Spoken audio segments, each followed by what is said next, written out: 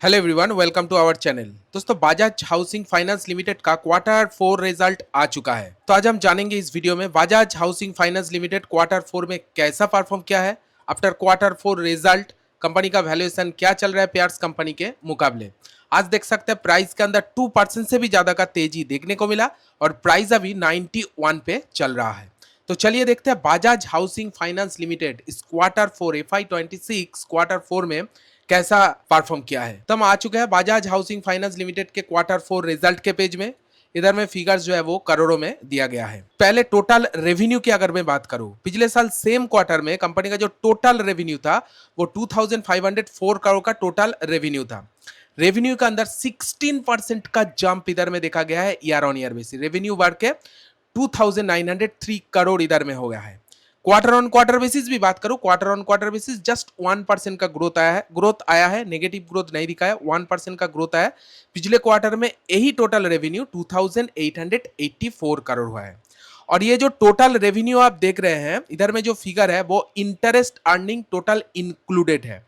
Okay, expense के बारे में बात करूं, इस बार जो टोटल टोटल एक्सपेंस हुआ है, बिजनेस को चलाने में टोटल खर्चा हुआ है वो 2037 करोड़ का टोटल खर्चा हुआ है।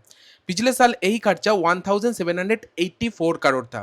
मतलब एक्सपेंस के अंदर भी 14% का बढ़ोतरी इधर में देखा गया है। ठीक है, एक्सपेंस कंट्रोल किया है क्योंकि इधर में सेल्स कितना बढ़ा है 16% और एक्सपेंस कितना खर्चा कितना हुआ है 14% बढ़ा है। ओवरऑल देखा जाए तो बहुत बढ़िया तरीके से एक्सपेंस को कंट्रोल किया है। And quarter on quarter basis भी एक्सपेंस के अंदर 2% का तेजी इधर में देखा गया है। ठीक है, नो प्रॉब्लम, जैसे जैसे बिजनेस चल रहा है वैसे वैसे इधर में एक्सपेंस को मेंटेन करके चल रही है। Bajaj housing finance limited control में है। नेट प्रॉफिट के बारे में बात करूं, यानी शुद्ध मुनाफा कितना हुआ है मार्च 2025 यानी पिछले साल सेम क्वार्टर में कंपनी का जो टोटल नेट प्रॉफिट था वो 586 करोड़ था। नेट प्रॉफिट के अंदर भी 14% का जंप इधर में देखा गया, नेट प्रॉफिट बढ़ के 669 करोड़ हुआ है। अगेन मैं बोलना चाहूंगा नेट प्रॉफिट के अंदर quarter on quarter basis 1% he growth देखा गया, बहुत ज्यादा नहीं, डिग्रोथ नहीं आया है, 1% ग्रोथ आया है। पिछले क्वार्टर में यही नेट प्रॉफिट 664.89 करोड़ था। सो ओवरऑल देखा जाए तो टॉप लाइन से लेके बॉटम लाइन तक कंपनी का जो क्वार्टर 4 का परफॉर्मेंस रहा है बहुत हाई फाई तो नहीं कहूंगा क्योंकि क्वार्टर ऑन क्वार्टर बेसिस इतना अच्छा खासा ग्रोथ नहीं आया है। जो भी कुछ ग्रोथ किया है year on year basis growth दिखाया है, इधर में देख सकते हैं, इसीलिए बहुत हाई फाई तो नहीं कहूंगा, ठीक ठाक इधर में मेंटेन किया है। ईपीएस देख सकते हैं 0.7 से ईपीएस बढ़ के 0.8 हुआ है, 14% ग्रोथ आया है। लेकिन क्वार्टर ऑन क्वार्टर 0%, मतलब कुछ भी ग्रोथ नहीं आया है। 0.8 का ईपीएस इस बार 0.8 ही रहा है। ओवरऑल मिक्स बहुत हाई फाई नहीं है बजाज हाउसिंग फाइनेंस लिमिटेड का क्वार्टर 4 का रिजल्ट। अगेन बोलना चाहूंगा ईयर ऑन ईयर बेसिस मुझे तो परफॉर्मेंस अच्छा ही लग रहा है क्योंकि डबल डिजिट का परफॉर्मेंस किया परसेंटेज वाइज देखा जाए तो। चलिए एक बार कंपनी का फाइनेंशियल रेशियो के बारे में जान लेते हैं कि वैल्यूएशन क्या चल रहा है पेयर्स कंपनी के मुकाबले। मार्केट कैप देख सकते हैं 75,900 करोड़ का है, एक लार्ज कैप कंपनी है। स्टॉक का पी 30 पे चल रहा है।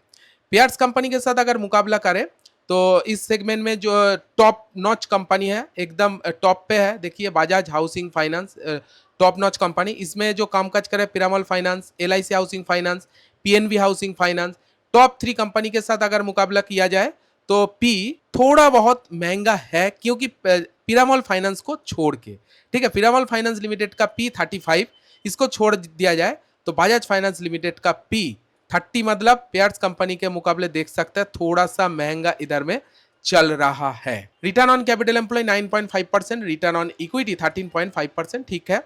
ईपीएस की बात करूं 2.97 का ईपीएस चल रहा है। ईपीएस सस्टेनेबिलिटी ग्रोथ कर रहा है, धीरे धीरे ग्रोथ हो रहा है लेकिन ईपीएस ग्रो कर रहा है। एंड 52 हाई से 29% नीचे चल रहा है, ये बहुत बड़ी बात है, 29% नीचे है। पेयर्स कंपनी के साथ एक बार देख लेते हैं अदर्स पेयर्स कंपनी किस तरह से नीचे चल रहा है। देखिए Parimal finance, LIC housing finance, PNB, other, ये सबके मुकाबले देखा जाए तो बाजाज हाउसिंग फाइनेंस लिमिटेड सबसे ज्यादा नीचे है 52 इकाई से। ये बात मुझे बहुत बढ़िया लगा, ठीक है। ओवरऑल फाइनेंशियल रेशियो इधर में बेस्ट मेंटेन हो रही है। इन्वेस्टर सेक्शन की बात करूं तो प्रोमोटर के पास देख सकते हैं 86% से भी ज्यादा का स्टेक है। एफआईआई 0.99% स्टेक होल्ड कर रहे हैं। एफआईआई ने स्टेक को इंक्रीज किया है इस बार।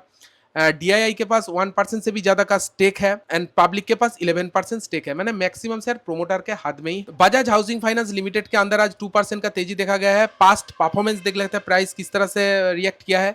0.01% का गिरावट पिछले 5 दिन में, पिछले एक मंथ में 20% का तेजी देखा गया है प्राइस के अंदर, पिछले 6 मंथ में ऑलमोस्ट 17% का गिरावट, पिछले एक मंथ में 27% का गिरावट। अगर आप लॉन्ग टर्म ट्रेंड देखेंगे तो लॉन्ग टर्म ट्रेंड आपको बहुत वीक लगेगा, क्योंकि नीचे ही जा रहा है, नीचे ही जा रहा है, कुछ खास परफॉर्म नहीं किया है पिछले एक साल में।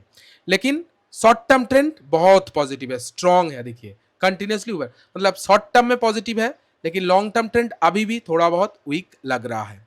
ये कुछ बजाज हाउसिंग फाइनेंस लिमिटेड का Q4 का अपडेट जो मैं आज आप लोगों के साथ शेयर किया। आपको कैसा लगा इसका Q4 रिजल्ट, आप कमेंट में जरूर अपना ओपिनियन शेयर कीजिए। वीडियो अगर अच्छी लगी तो वीडियो को एक लाइक जरूर दीजिएगा।